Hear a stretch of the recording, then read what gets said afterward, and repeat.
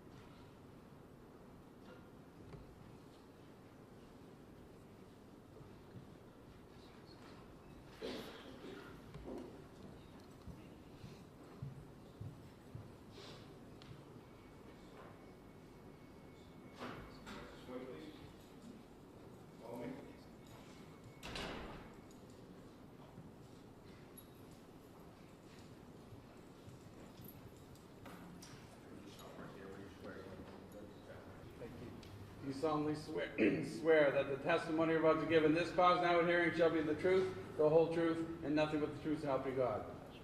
Just watch your step right there. If you could try to speak up nice and loud right directly into this microphone so the judge can hear you. Yeah. Good afternoon. Good afternoon. Sir, in a loud, clear voice, can you please introduce yourself? Spell your first name and your last name. Officer Timothy Houston, Timothyhouston. And, sir, what do you do for a living? Patrol officer with North Andover Police Department. How long have you been doing that? A little over 5 years. I'm just going to ask you to keep your voice up, okay? Okay. Sir, Thank you. where'd you grow up? I grew up in North Andover Okay, did you go through the North Andover school system? up until high school. And where'd you go? I went to Central Catholic. After Central Catholic, what did you do? I went to Norwich University and got a bachelor's in criminal justice. Okay. After you graduated there, what did you do? I went to the Army. I was in the Army for 4.5 years, reached the rank of sergeant, and then came home, joined the North Andover Police Department. Okay. And so when was that you joined the PD? I started the academy in November 2020. And your rank now, you're patrol officer? Patrol officer. Okay. Can you tell us a little bit about your duties as a patrol officer? I worked a 4 to 12 shift. I started on midnights. I've been on 4 to 12. I think it's my 3rd year. It's basically if you're not answering calls, you're on the road, watching traffic, things of that nature. I'm going to jump back for a second and just talk about your military service. You were in the Army, you said? That's correct. Okay. And what did you do there? I was a cavalry scout. Okay. And what did that entail? I mean, I had different positions. The job itself, you mainly focus on reconnaissance.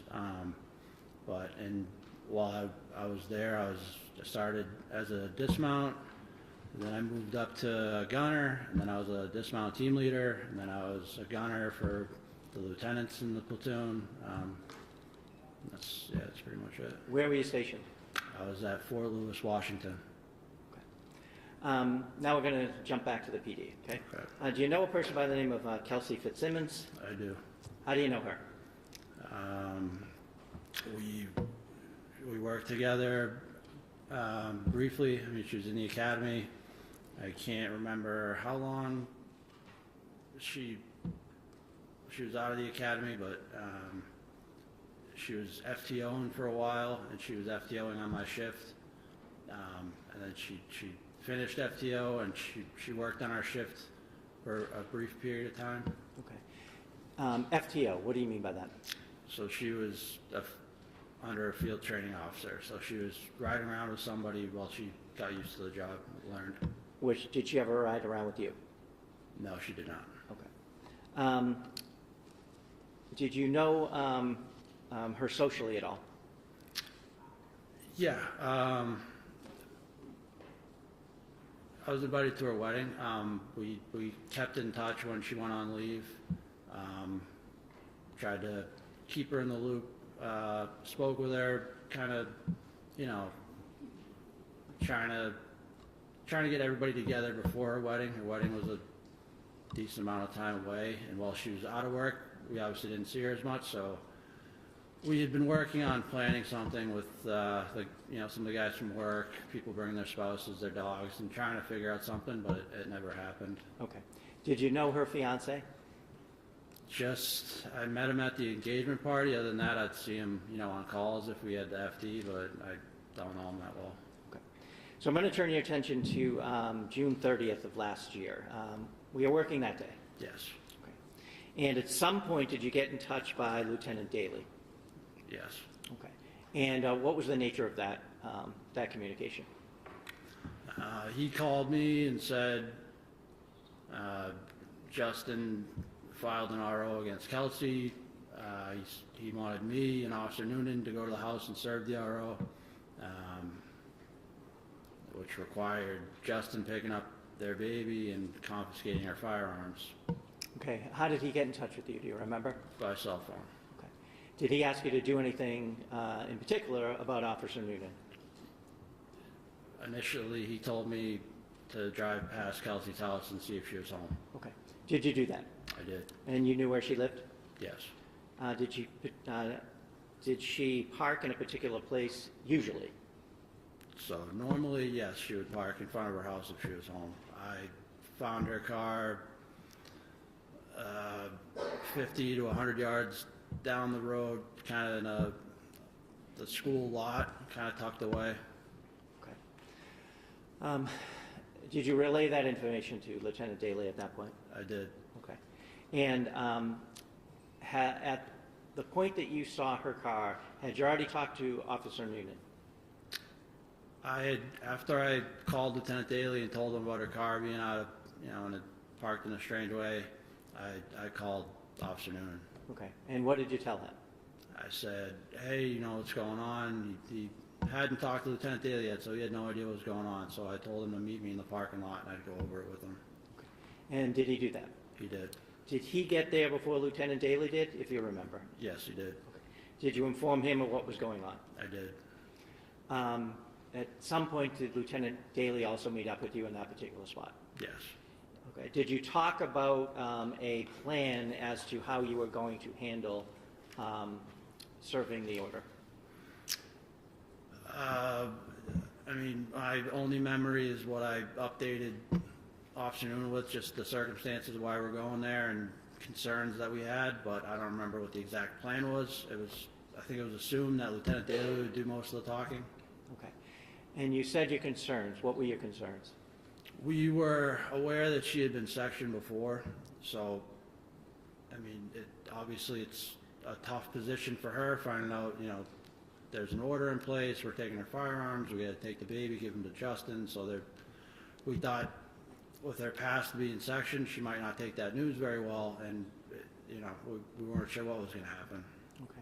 Had you served restraining orders yourself before? Yes. Okay. Now, at some point, did you go over to 125 Phillips Brook Road? Yes, we did. And the three of you? Yes. Did you go in together? Yes. All right. Can you tell us what happened as you approached the house? And take us from there. So we parked off to the side of the house, out of view of the house itself. We walked around, knocked on the front door, or the side porch door, whatever. Had you ever been in that home before? I don't think I'd ever been in the home, no. Okay. When you knocked or rang, I'm sorry, I forget what you said. I don't remember. Okay. Did someone answer? Yes, Kelsey answered. Okay. Did she have the baby with her? She did. Okay. So what happened then? She wasn't sure why we were there. Lieutenant Daly kind of had the paperwork in his hand. She invited us in, and Lieutenant Daly just started explaining why we were there and what was going on. Okay. Where in the house did you go? So we went into the living room. Okay. Did you remain standing? Was she seated? What happened with the baby? Can you describe what happened there? So Lieutenant Daly asked her to take a seat on one of the couches. Had her put the baby in like a rocker on the floor, and I stood kind of away from them by another couch. Okay. Could you hear what they were saying? Yeah, I couldn't remember exactly what was said, but What was the gist? Justin filed this order. She was shocked by it. Lieutenant Daly was doing his best to, mediate and tell her, this is what has to happen now, but you're going to have your day in court. Like nothing's, we're going to figure this out. Okay. Did you look around the living room at all? At that Yes, point? I did. Okay. And did you notice something? Yes. So on the couch I was near, there was clothes everywhere, and I could see a handgun case sticking out. And before that, Lieutenant Daly had asked Kelsey where her firearms were. She said they're in the basement. And while they were having that discussion, I saw the handgun case, picked it up, opened it, it was empty, and Kelsey reassured me that they were in the basement. Okay. So that was the second time she said they were in the basement. Yes. How soon after you got in there was that question asked about where the guns were, if you remember? Almost immediately. Okay. That was one of the first questions? Yes. Okay. What happened next? We told her that, or Lieutenant Daly told her that Justin's going to come and pick up the baby. So she said, how long is he going to have him? I need to pack for him. So me and Lieutenant Daly began following Kelsey as she packed for the baby. Okay. And did she do anything with the baby when you guys were following her around, if you remember? I believe at that time Officer Noonan was holding the baby. Now, you said you were following her around the house? That's correct. Was it? Why was that? It was still, we were still a little bit on edge. She had to go to the kitchen. I remember when me and Lieutenant Daly followed her in the kitchen, I was concerned because there was butcher knives all along the kitchen. That was just something that stood out to me. Okay. Was it your intention for you or another officer to be with her the entire time? That's correct. Okay. Is that standard practice when you're have similar concerns? Correct. After you went into the kitchen, do you remember where you went? I believe we went upstairs. Me, Kelsey, Lieutenant Daly, briefly came back downstairs, and then we went into the other side room. I think it's like an exercise room. Okay. At any point, if you remember, did the defendant make a call? Yes, at some point she called her mother. So after you came downstairs, at some point did you take possession of the baby? That's correct. Okay. What happened while you were holding the baby? Anything? Yeah, so I took the baby from Officer Noonan, which Kelsey asked me to do, which I did. Kelsey told me, why don't you take him for a walk? He likes to look at the cars. I told her, I said I'd take the baby, but I wasn't going to leave. So I took the baby out on the porch, and the baby was crying, so I was doing my best with the baby. And at that point, her mom showed up. Okay. Through that same door you guys had come in? Correct. Okay. And so what did you do when she came? I peeked in. I told Lieutenant Daly, like, the mom's here. Why don't we give her the baby? And we invited the mom in. After the mom came in and you handed the baby to her, did you stay in the immediate area or did you go somewhere? So once the mom came in, she was pretty upset with us, but Lieutenant Daly explained the situation to her.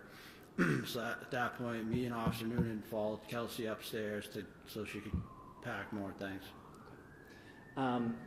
Describe upstairs, if you would. There's a landing.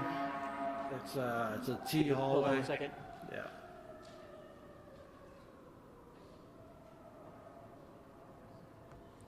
Okay. You go up the stairs, there's a landing, and there's a room off to the left and a room off to the right. And could you describe the room off to the left? It's got I believe it's the baby's room, has a crib in it. And how about the room to the right? That would be Kelsey's bedroom. Now,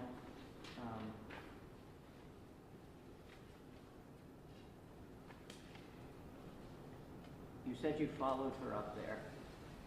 Did she go in any one particular room?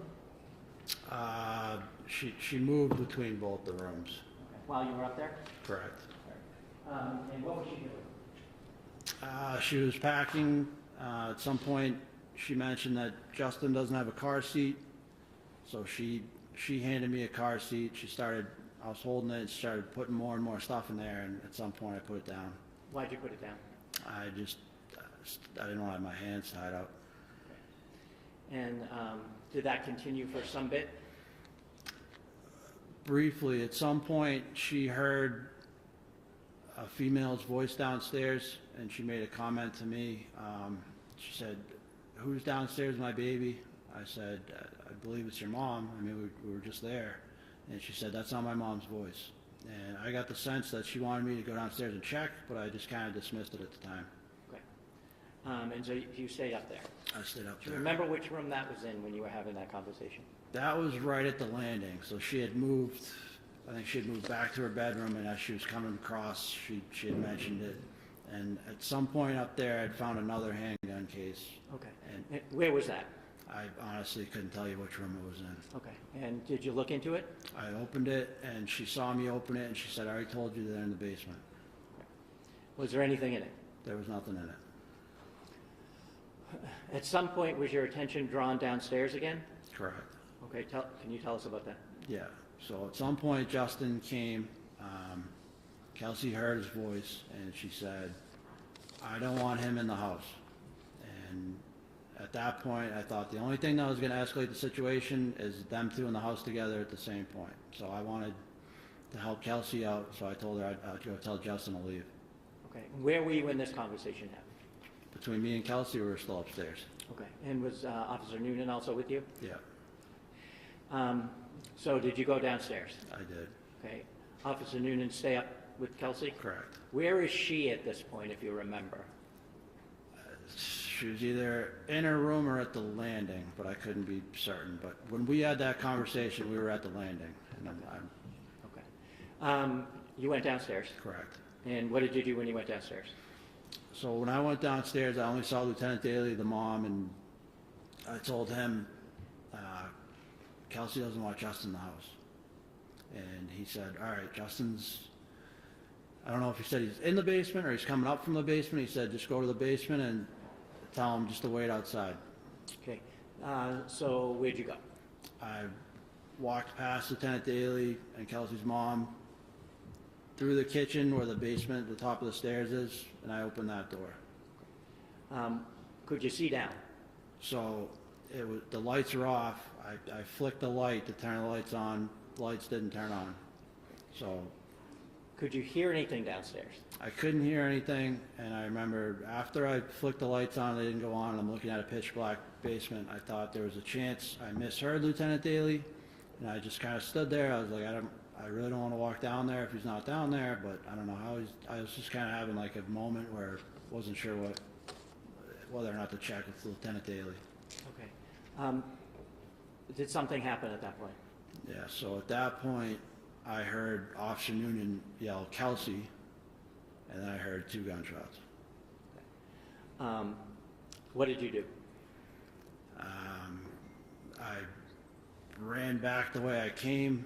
At that point, it was only Kelsey's mom. She was still in the living room. Lieutenant Daly was gone. He'd already gone upstairs, and I started making my way upstairs. Okay.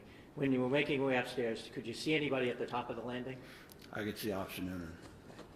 And what happened as you went up? So, I mean, I knew it was gunshots. I came over the air and I said, start medics. I don't know if that got caught or someone else was calling at the same time, but I had my pistol out and I was going up the stairs. I saw Noonan and I said, like, "Do you good up there? What was that?" And I can't remember exactly what he said at that point. Can you give us the gist of what he said? At that point, he said, yeah, he looked like he was still in shock. He said, yeah. So I kept moving up towards him, and as I got closer to him, I was like, what just happened? And he said, she pulled a gun on me. And we talked about it later, but at that point, that's what he said. That's fine right there, actually. Okay. Just didn't want anything further. Okay. Thank you. Do you remember the exact words he used?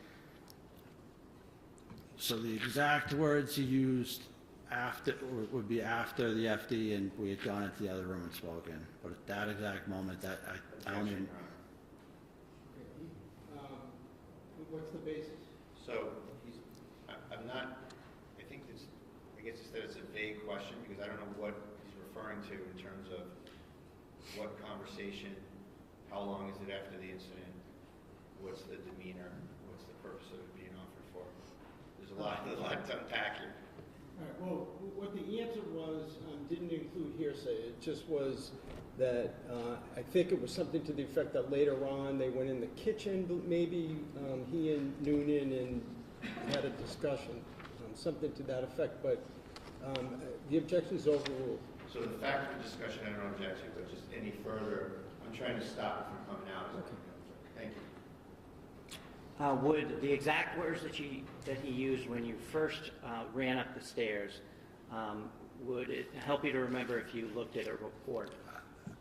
I know he did say she pointed the gun at me, pulled the trigger, and racked the slide. Whether it was right when I was moving up the stairs or once everything got situated, it was in that time frame, but I can't remember if it was exactly when I got to the top of the stairs or.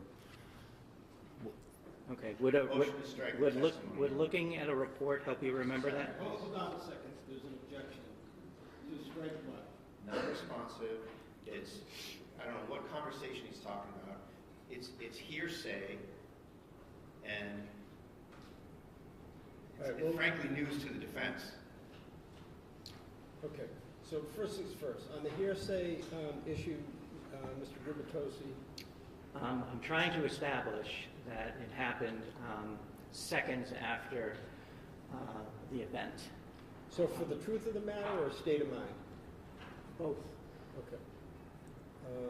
And so to the extent that you're seeking to offer for the truth of the matter, it's hearsay. And I think, didn't we already litigate the spontaneous utterance? No, that was a different time frame. Oh, that was a different, all right. So are you arguing that this should be admitted as a spontaneous utterance? Yes.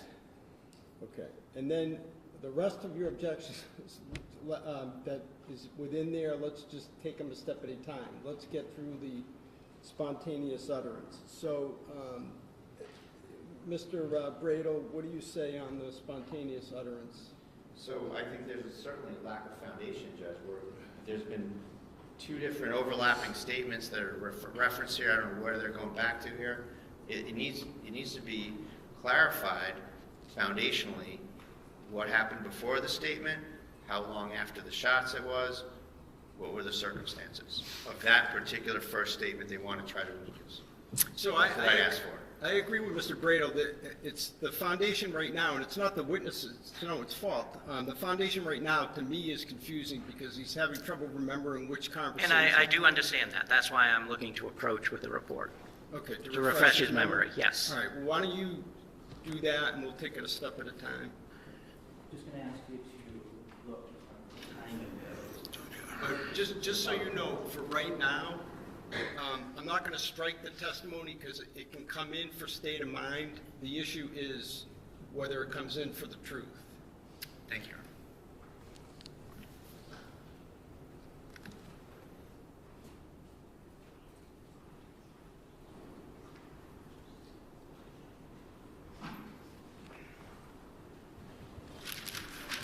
Does that help you remember the timing of that statement? Yeah, that's correct.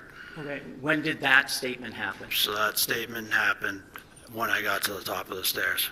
Right. I don't know what statement it is, because he's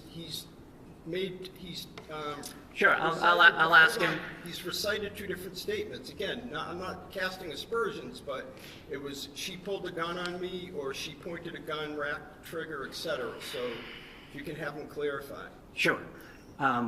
What statement did you hear when you ran up the stairs the first time? So she pointed a gun at me. I'm speaking from Officer Noonan's perspective. Pointed the gun. I can't hear you. She pointed the gun at Officer Noonan, pulled the trigger, and then racked the slide. All right, and there's an objection to that coming in for truth of the matter? I can just have one moment, Your Honor. Sure, take your time.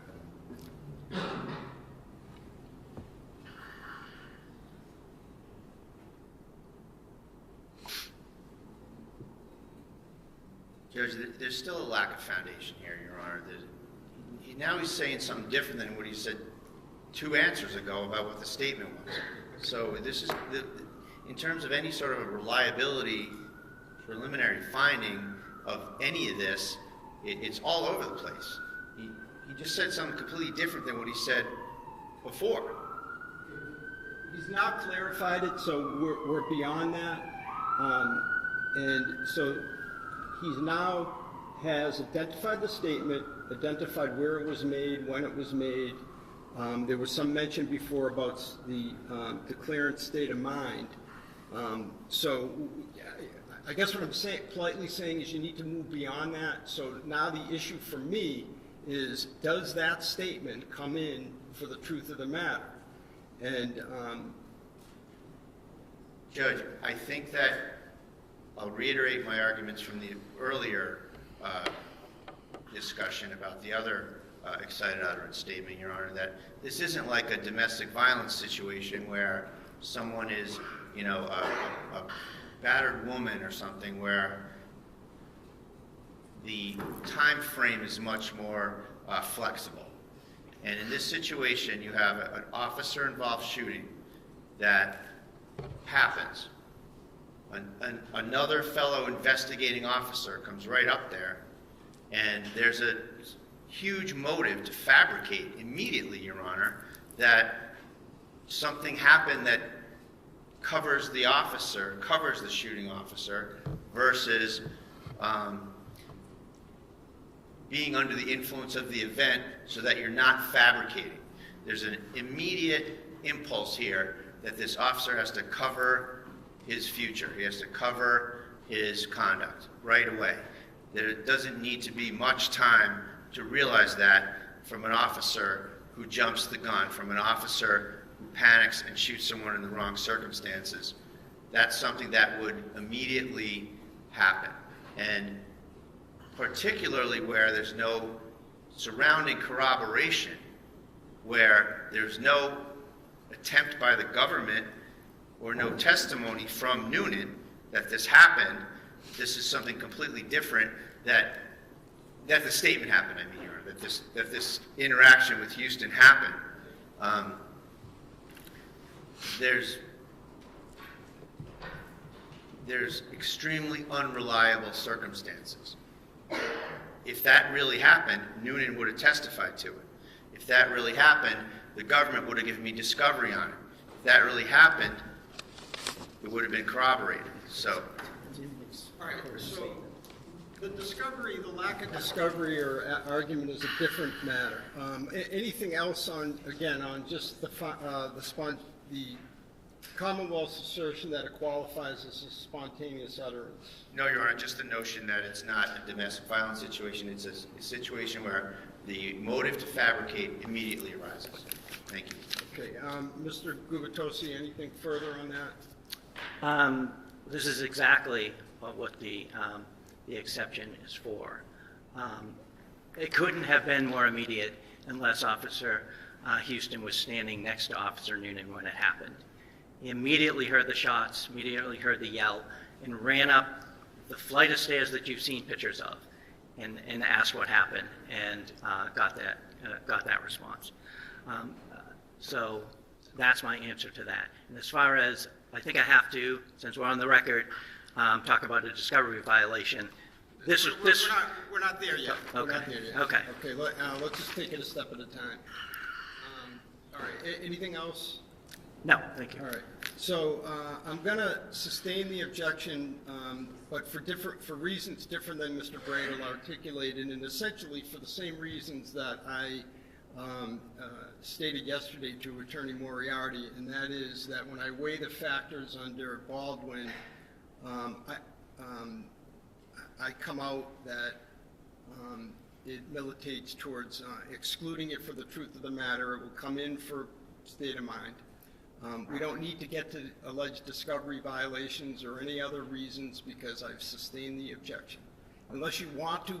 I'd just like to put on the record, it was part of his recorded interview that they've had since the beginning. Okay. So. All right. Now, sir, after you heard Officer Noonan tell you that she pulled out a pistol,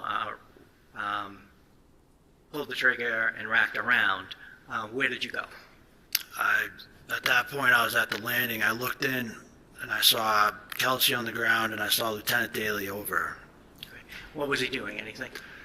It looked like he was kind of evaluating her. I moved towards them. I asked either Noonan or Lieutenant Daly. I said, "Where's the gun?" I believe I asked Noonan, and he motioned away from Kelsey, so that stopped being my concern. I moved close to Lieutenant Daly just to see what level of consciousness Kelsey was. I could see she was breathing, she was alert. So I told Lieutenant Daly I was going to go get a med bag. Was she saying anything? She kept saying, "I'm sorry, I'm sorry, I'm sorry." And so, where did you go? I ran down to get the medical bag out of my cruiser. Okay. Did you get it? I did. Did you come back? I did. And what did you do when you came back?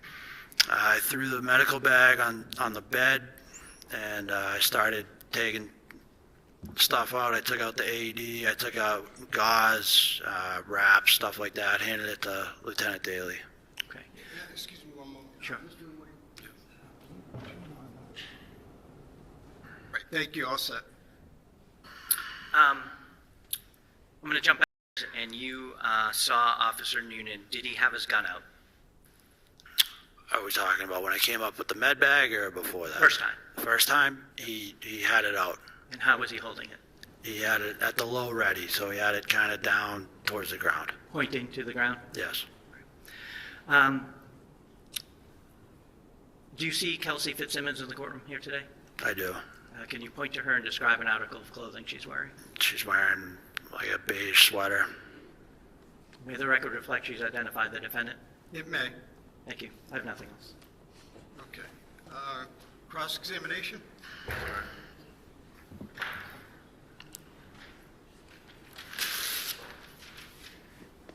Good afternoon, sir. Good afternoon.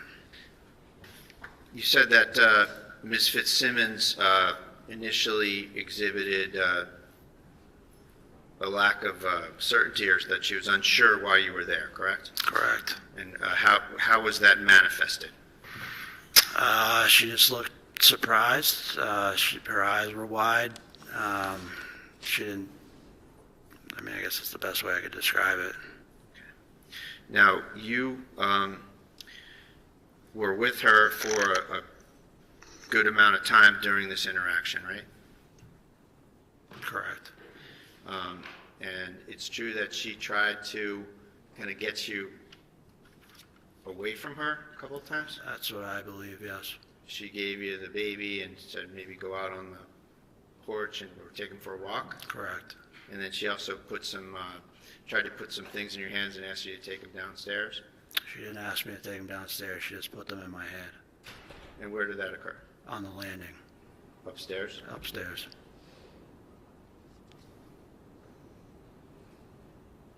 And you said that you heard Officer Noonan yell, "Kelsey," Correct. and that's all? That's all. One time? One time. And how about after he said Kelsey, how long of a time elapsed until the gunshots? I couldn't put an exact time. It wasn't instant, but it was relatively quick. Relatively quick. How about the gunshots themselves? There was 2 gunshots, right? 2 gunshots. Were they in quick succession? Yeah, pretty quick.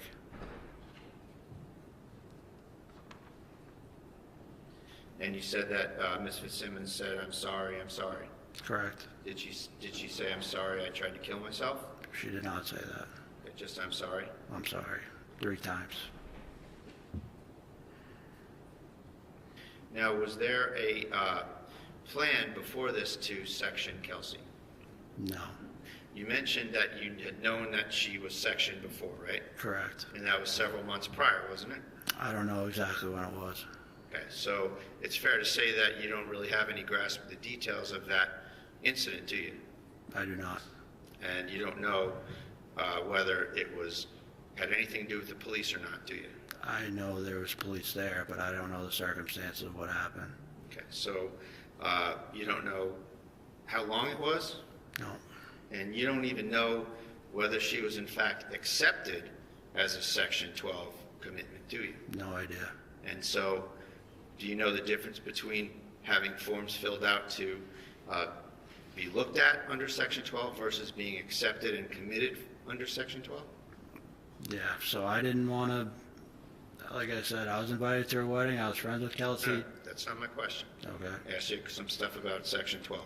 I know if you get sectioned, you're going to be there for probably 72 hours, and you can't leave. And do you have any idea whether that happened in March? I have no idea. So it's fair to say that other than kind of the notion floating around in your department that she was sectioned, you really have no information whatsoever about it, isn't that right? No, I didn't want to know.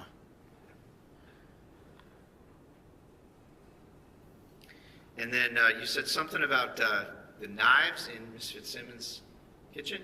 Correct. What's the status of the knives in Ms. Fitzsimmons' kitchen? Just at that point, I wasn't sure what was going to happen, so I didn't want her to reach for a knife. It's nothing against her. It's just it's a lot of information to take in. I didn't know how she was going to react. Okay, so was there something strange about the knives that were in her kitchen? No, it's just a weapon in the kitchen. So when you're serving one of these things, anything can be a weapon, right? Any normal household product item can be a weapon, right? I wouldn't say anything. Well, a lot of things. How about that? Yeah, let's go with that. And in this case, there were knives in her kitchen. Is there anything more to it than that? No, that's it.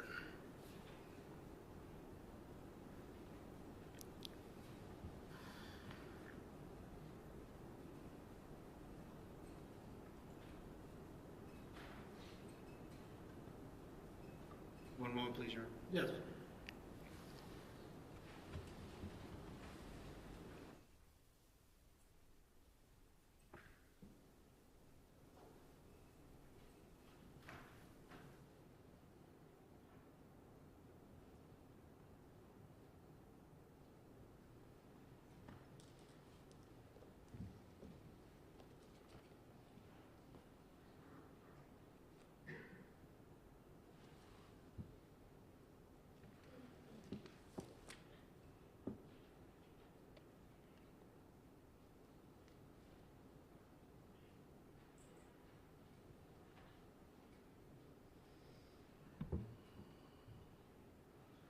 Thank you. Nothing further. Okay.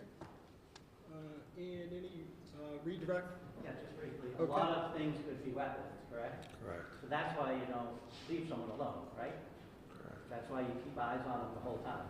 Correct. That's why you're, to use a term, in their pocket while they're walking around, correct? Correct. Thank you. Any recross? Nothing further. Okay, all right, you may step down.